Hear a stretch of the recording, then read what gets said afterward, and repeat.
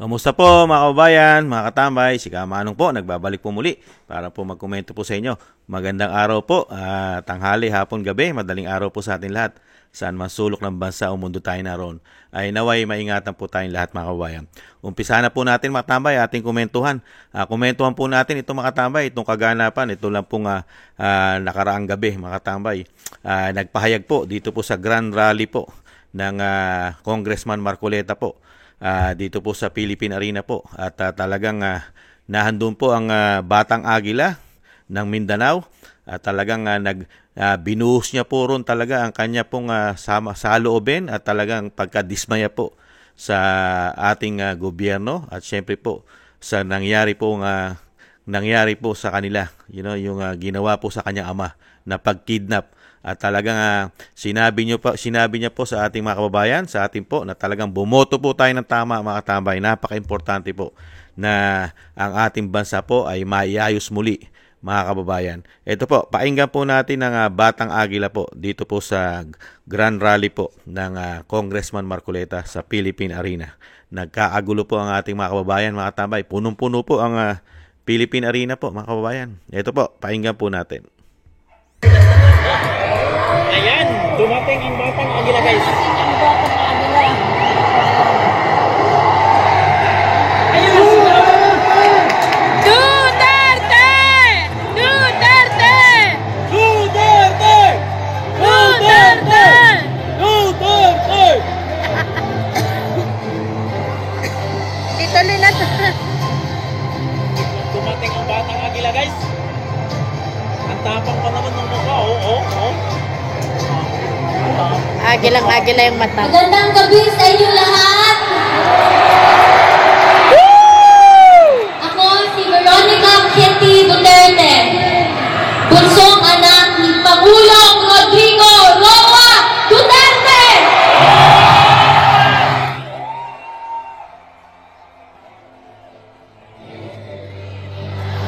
Unang-una, nagpapasalamat ako kay Tito Rodante Marcoleta sa pag-imbita sa akin ang sumama ko ngayong gabi. Ako, nandyan si Mama Naya. Pasensya na po at medyo natagalan kami dahil may klase po ako buong araw kanina. Ang mamamahinat ko rin po pala ay taga rito sa Bulacan. Ay, taga dito si Mama Naya. Ako ay isang 21-year-old college student lamang at ayaw ko sanang makisali sa politika. Pero nang dahil sa pagkidnap at pag-abuso nila sa tatay ko, nandito ako ngayon para ipaglaban hindi lamang ang pamilya ko, kundi ang bansang Pilipinas.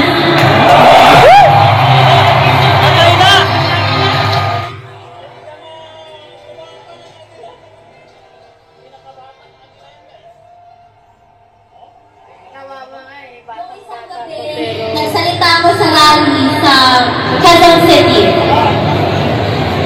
At sa pagtitipon ngayon, naramdaman ko ang walang sawang pagmamahal at pagsuporta kay PRRD, sa amin na pamilya niya, at sa Duterte. Ito ang nagbibigay sa akin ng lakas ng loob para ipagpatuloy ang pangako ko kay Dada Rudy na ikampanya ang kanyang mga kandidato habang siya ay nasa Dahig. Bago ako umalis ng Dahig, may bilin ang Dada Rudy ko sa akin. Sabi niya, no guts, no glory.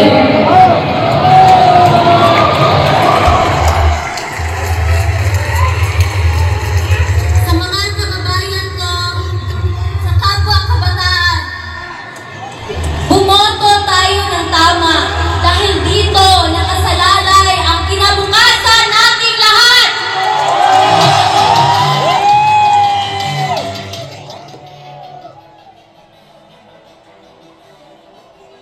Kailangan natin ang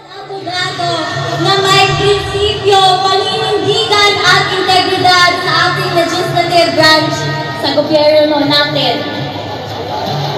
Tito Rodante Marcoleta, my senator.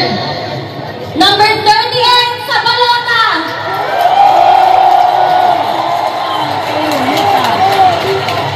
Huwag din nating kalimutan ang PDP Laban Senatorial Slate o mas kinikilalang Duterte. Lalo siyang bumapang, no? Mapang. Iaabot ko muli ang mensahe ni Tatay Digong sa bawat Pilipino. Sabi niya, "My love for my country is what brought me here. There was never any personal agenda involved." Mahal niya ang bayan niya. Yun lang po at maraming salamat. God save the Philippines! Pilipinas! Duterte pa rin!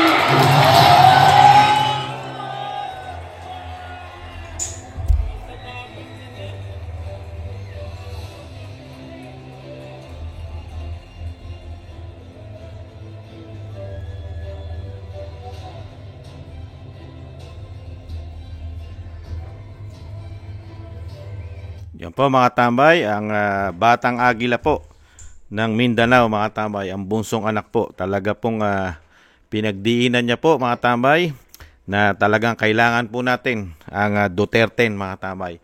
Yapaka-importante po yan, lalong-lalo po, siyempre po, ang sinapit po ng dating Pangulong Duterte. Kung hindi po natin nagustuhan ang ginawa ng gobyerno, lalong-lalo ang pagkidnap po at hindi nakakuha ng due process ang dating Pangulong Duterte, ay kailangan po nating bumoto ng Duterte mga tambay. Black voting po mga kabayan, napaka-importante po. At nakita po natin, napakaraming tao po sa Philippine Arena. Ito pong ginanap na Grand Rally po, itong talagang ni Congressman Marcoleta mga katambay. At syempre po, tangkilikin po natin, PDP laban mga kabayan, na talagang Duterte, black voting po, PDP laban. Napaka-importante po yan sa pagbabago po muli at maibalik at maiayos pong muli ang ating bansa. Sa nakita po natin ng 3 taon na ginawa sistema ng ating bansa, lalong-lalo sa issue ng korupsyon at isang damukal na issue ng pamumulitika. Napakarami po. Talagang grabe po ang tinutukan ng binagoong ang Pilipinas sa ating bansa. Puro pamumulitika at puro issue ng korupsyon. At syempre po, issue ng pulburon. Nakita po natin, issue ng pulburon ay hindi po matuldukan ng mag-asawa. May issue sa Amerika, pulburon. May issue sa Pilipinas, pulburon. At issue ng kaperahan, meron po silang issue sa labas ng bansa, money laundering, ay pumuputok po. Nandiyan po sa Hong Kong, 350 tons of gold na nagkakahalaga di umano na 100 billion of money. Dollars mga katambay, dollars. 100 billion dollars ang pinag-uusapan. Ilgatin po ba ito? Nakaw po ba ito? Pera po ba ito ng taong bayan? Nakinurakot ba nila di umano? At nailabas sa ating bansa? Malaking usapin po yan mga kabayan. Kaya kailangan po yan ng Duterte 10 sa Senado at ganun din po ang PDP laban po, mga kandidato po natin sa pagkakongreso para po maimbestigahan lahat ang issue ng pera sa bansa at sa labas ng bansa. At syempre po, may managot po. Napaka-importante pong may managot, may ma-impeach. Napaka-importante po yan. Yung nangyari kay dating Pangulong Duterte, ay pwede pong ma-impeach talaga. Impeachable po yan. Ang ginawa po nilang pagtitrador, paghuhudas sa dating Pangulong Duterte at sa ating pong soberenya, sa ating judicial, sa ating bansa. Walang gumagawang pangulo na katulad ng ginawa ni katulad po ng ginawa kay dating Pangulong Duterte. Walang pangulo po na gumagawa niyan. Kauna-unahan palang pangulo. Ito po, na magpatapon, mga kababayan, magpatapon ng sariling kadugo, sariling kababayan at kapwa niya presidente ay pinatapon niya. Yung sa tatay niya, mga tambay, hindi po ipinatapon yung history sa tatay niya. Di ba? Tumakas, nakatakas. Kung tatandaan po natin yung history ng Lopez at Aquino, di ba? Na tumakas. Tumakas po sila dahil po sila I think nakulong, di ba? Nung panahon ng martial law. Pero sila po ay nakatakas o pinatakas. Pero ito, iba po ang issue kay dating Pangulong Duterte. Hindi po ito tumakas, mga tambay. Isinurrender, isinuko, hinatid pa sa bansang Banyaga sa Netherlands, mga tambay, na wala na pong jurisdiction sa atin. Kaya po, yan po ay nakasampa na po sa ombudsman. Nag-file na po ang Senado na imbestigahan ng ombudsman. Kaya lang po, mga kabayan, hindi po kasama ang Pangulong Marcos. At ang hinihiling po ng Vice President ay isama pong pilit, kailangan kasama ang Commander-in-Chief. Kasi kung walang Commander-in-Chief, ay hindi matutuloy ang lahat ng operasyon ng pagkidnap di umano sa dating Pangulong Duterte. Sana aksyonan po yan ng ombudsman na maisama po sa iimbestigahan ang Commander-in-Chief, mga kabayan. Yan po, mga tambay, kaganapan po. At talagang nakita po natin ang bangis po ng Batang Agila, mga tambay. Talagang nasa damdamin niya yung trauma. Yung trauma po kasi, nagka-trauma po kasi si Kitty dahil nakasaksihan niya po lahat ang pangyayari na ginawa po sa kanya at sa kanyang pamilya at lalong-lalo sa kanyang ama.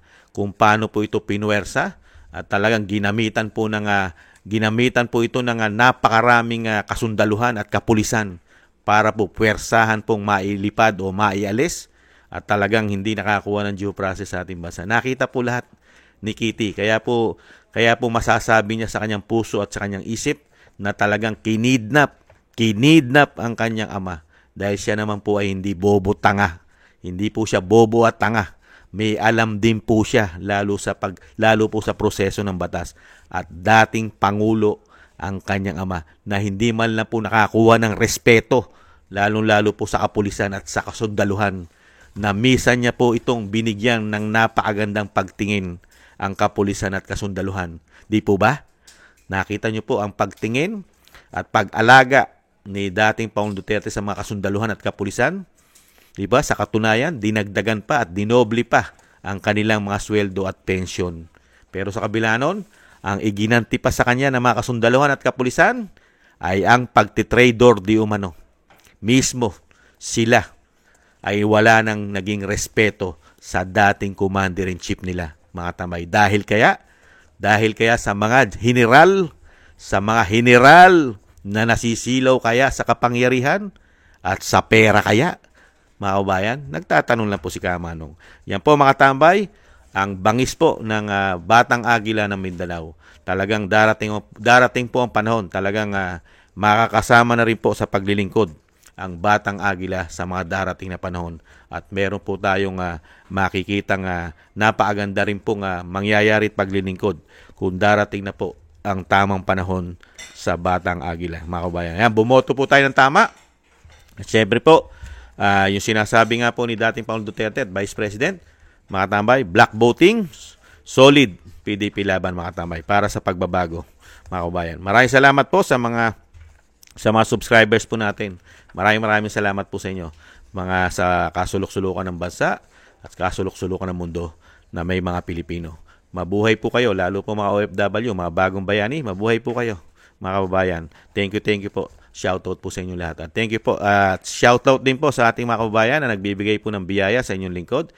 Shoutout po. Thank you po. Kingston 123 ng Hong Kong, Eric Hershio ng Canada, Jake Yahut 4531 ng Maisog, California, USA, Gina Ray Solidides ng Berlin, Germany, Julieta Celona ng Sydney, Australia, Baby Roman, Ate Isa ng Cagayan, Jem Aris ng United Arab Emirates, Jobilin Watanabe ng Japan, ako si Pilam, at si Annie Joe. Thank you po sa mga biyaya po at ingatan nawa po kayo, mga kabayan. Thank you po.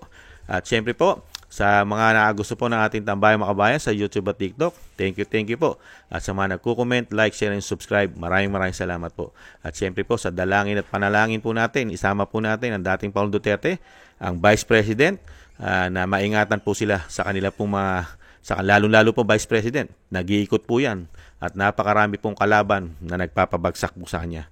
Sana po ay maingatan. At ganoon din po ang dating Pangulong Duterte makabalik po na sa lalong mabilis sa ating bansa at maingatan po ang kanyang kalusugan at madugtungan pa po ang kanyang buhay at lakas, mga kababayan. Maraming salamat po, mga kababayan. Black voting, PDP laban, solid. Thank you po. Ingat-ingat po. Bye-bye.